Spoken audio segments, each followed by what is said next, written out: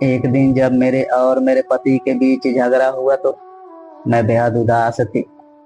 इस सब को दिल में समेटे हुए मैंने सारी बातें अपने भाई को बता दी। मेरे भाई ने मेरी बातें ध्यान से सुनी और मुझसे कहा, एक काम करो, तुम कुछ दिनों के लिए हमारे घर आ जाओ। जब तुम दोनों कुछ दिन एक दूसरे से अलग रहोगे तो शायद तुम दोनों को एक दूसरे की कमी महसूस होगी और मामला हल्का हो जाएगा।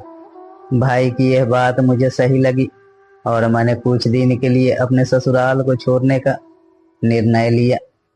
भाई का घर जो मेरा मायका भी था, वहां जाना मेरे लिए सुकून भरा था। मेरा भाई मुझे बहुत प्यार करता है और उसके साथ समय बिताने का विचार मुझे कुछ राहत देने वाला लगा। लेकिन कहते हैं ना कि चाहे भाई कितना भी अच्छा क्यों ना हो, मायके में अगर भाभी की सहमति और सहयोग ना हो तो घर का माहौल बिगड़ने में देर नहीं लगती। शुरुआत में सब ठीक था, लेकिन कुछ ही दिनों बाद मेरी भाभी को यह लगने लगा कि कहीं मैं हमेशा के लिए मायके में ना रह जाऊं। धीरे धीरे उसने मुझे छोटे छोटे ताने मारना शुरू कर दिया। पहले तो मुझे समझ नहीं आया, लेकिन जल्द ही उसके बातों का अर्थ स्पष्ट हो गया। वो कहने लगी, ये घर छोड़कर आने वाली लड़कियों का ना कोई घर होता है, ना घाट, ना ससुराल की रह जाती है और ना ही मायके की। मैं भाभी की इन बातों के इशारे समझने लगी। हर दिन मुझे ये एहसास होने लगा कि अब ये घर मेरा मायका नहीं रहा, बल्कि ये अब भाभी का घर बन चुका है।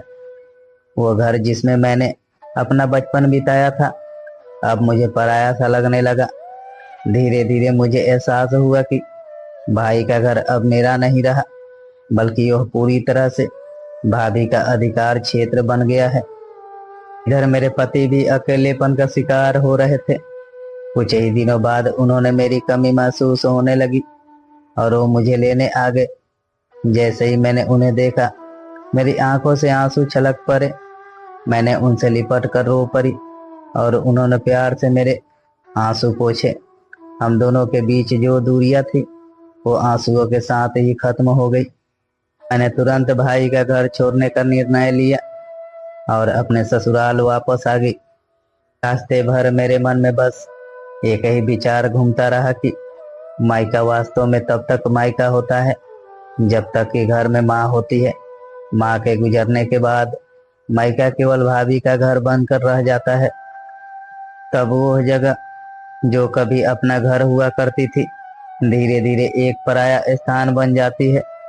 इस अनुभव ने मुझे यह सिखाया है कि भले ही मायका हमेशा के लिए दिल में बसा रहे, लेकिन जीवन का असली ठिकाना वही है जहां हम अपनी नई दुनिया बसाते हैं।